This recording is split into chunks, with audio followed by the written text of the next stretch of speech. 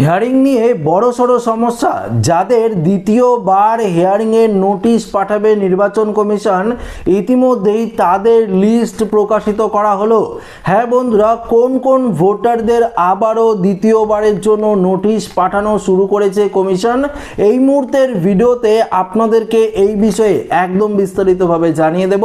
তো আশা রাখবো ভিডিওটিতে আপনারা প্রত্যেকেই প্রথম থেকেই শেষ পর্যন্ত সঙ্গে থাকবেন এবং নতুন হয়ে থাকলে চ্যানেলটিকে সাবস্ক্রাইব করে পাশের দেওয়া বেল আইকনটিকে প্রেস করে অল নোটিফিকেশনটিকে বাজিয়ে দেবেন। তো বন্ধুরা, আপনারা প্রত্যেকেই জানেন যে এই মুহূর্তে গোটা পশ্চিমবঙ্গ জুড়ে চলছে এসআইআর এর হিয়ারিং।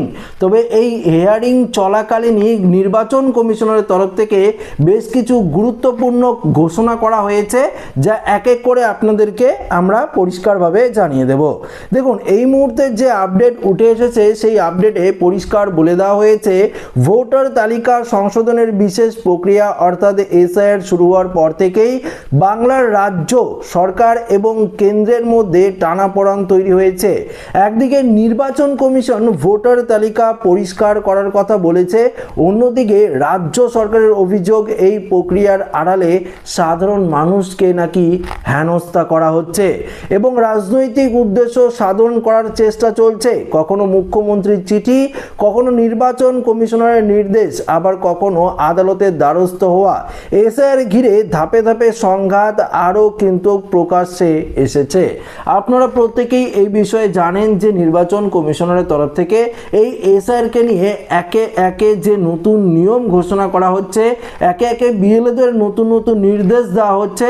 অন্যদিকে রাজনৈতিক দলগুলোও কিন্তু এই এসআইআর নিয়ে আরও বিভিন্ন ধরনের সমস্যা তৈরি করেছে। এবার এসআইআর এর হিয়ারিংয়েও তো সমস্যা তৈরি হয়েছে। কখনো দেখা যাচ্ছে জমির দলিল গ্রহণ হচ্ছে না, কখনো ডোমিসাইল সার্টিফিকেট না হচ্ছে না, কখনো মাধ্যমিকের অ্যাডমিট কার্ড না হচ্ছে না, কখনো আবার স্কুল সার্টিফিকেট না হচ্ছে না, যার জেরে সাধারণ মানুষরা একটা কিন্তু বড়সড় সমস্যায় পড়েছে। এর মধ্যে আবার নতুন করে এসআইআর নিয়ে অসঙ্গতি খুঁজে পেল নির্বাচন কমিশন।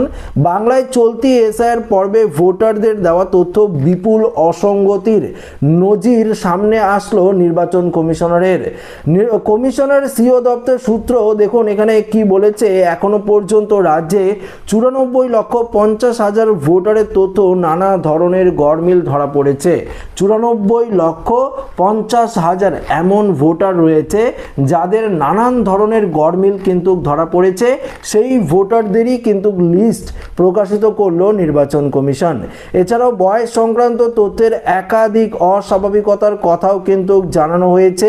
দেখুন এখানে কি বলেছে, প্রায় 4,74,000 ভোটারের সঙ্গে বাবা মায়ের বয়সের ফারাক প্রায় 15 বছরের কম, যা স্বাভাবিকের নিয়মে কার্যত অসম্ভব বলেই মনে করা হচ্ছে। অন্যদিকে 7,85,000 ভোটারের ক্ষেত্রে বাবা মায়ের বয়সের সঙ্গে 50 বছরের বেশি ফারাক পাওয়া গিয়েছে।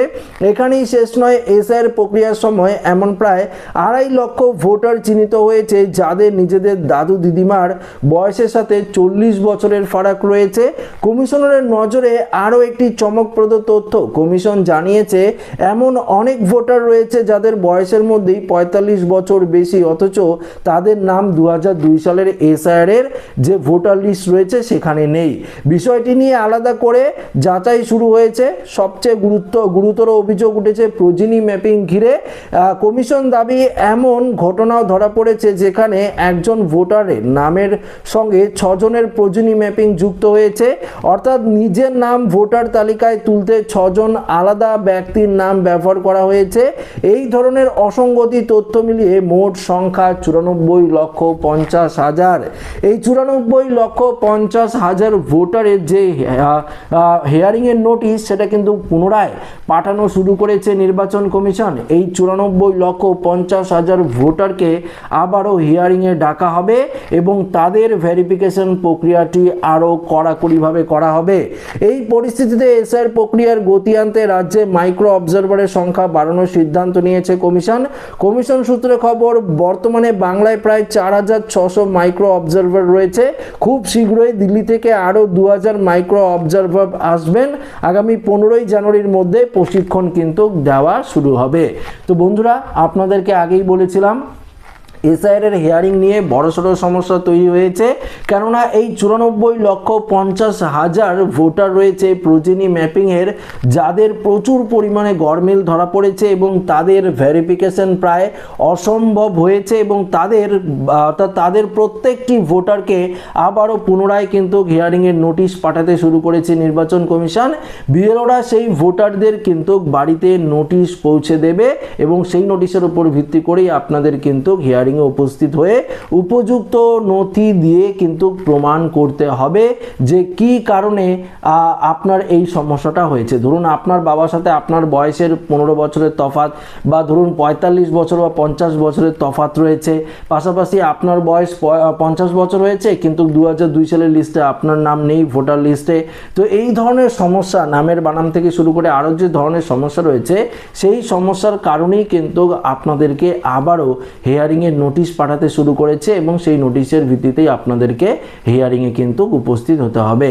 এত সংখ্যক ভোটারদের হিয়ারিং প্রসেস করার জন্য আবারও মাইক্রো অবজারভার নিয়োগ করা হচ্ছে। দিল্লি থেকে আসবে 2000 মাইক্রো অবজারভার, তারা কিন্তু এই প্রসেসটি খুব শীঘ্রই করার চেষ্টা করবে। কেননা আপনারা প্রত্যেকেই জানেন 14ই ফেব্রুয়ারি এসআইআর এর ফাইনাল লিস্ট প্রকাশিত করার কথা, তার আগেই কিন্তু এই কাজ দ্রুত কিন্তু কমপ্লিট করতে হবে। তো আশা রাখবো ভিডিওটি প্রত্যেকের ভালো লেগেছে। ভিডিওটি ভালো লাগলে লাইক করবেন, বন্ধুদের সাথে শেয়ার করবেন, নতুন হয়ে থাকলে চ্যানেলটিকে সাবস্ক্রাইব করে আমাদের সঙ্গে জুড়ে থাকবেন। ধন্যবাদ।